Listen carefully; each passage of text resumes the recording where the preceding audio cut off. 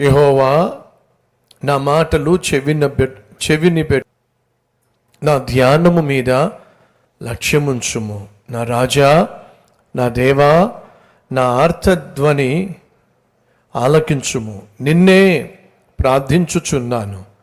యెహోవా, ఉదయమున నా కంఠస్వరము నీకు వినబడును.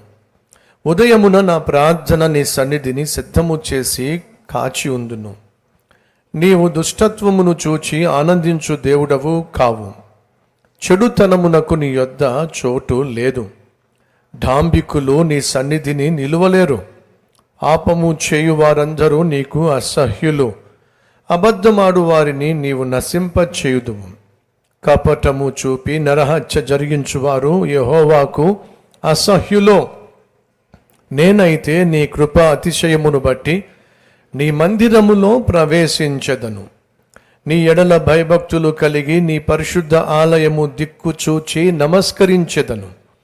యెహోవా, నా కొరకు పొంచి ఉన్న వారిని బట్టి నీ నిత్యానుసారముగా నన్ను నడిపింపుము. నీ మార్గమును నాకు స్పష్టముగా కనపరచుము. వారి నోట యథార్థత లేదు. వారి అంతరంగము నాశనకరమైన గుంట. వారి కంఠము తెరచిన సమాధి. వారు నాలుకతో ఇచ్చకములాడుదురు. దేవా, వారు నీ మీద తిరుగబడి ఉన్నారు. వారిని అపరాధులనుగా తీర్చుము. వారు తమ ఆలోచనలలో చిక్కుబడి కూలుదురుగాక. వారు చేసిన అనేక దోషములను బట్టి వారిని వెళ్ళివేయుము. నిన్ను ఆశ్రయించు వారందరూ సంతోషించుదురు. నీవే వారిని కాపాడుదువు గనుక వారు నిత్యము ఆనంద ధ్వని చేయుదురు. యెహోవా, నీతిమంతులను ఆశీర్వదించు వాడవు నీవే.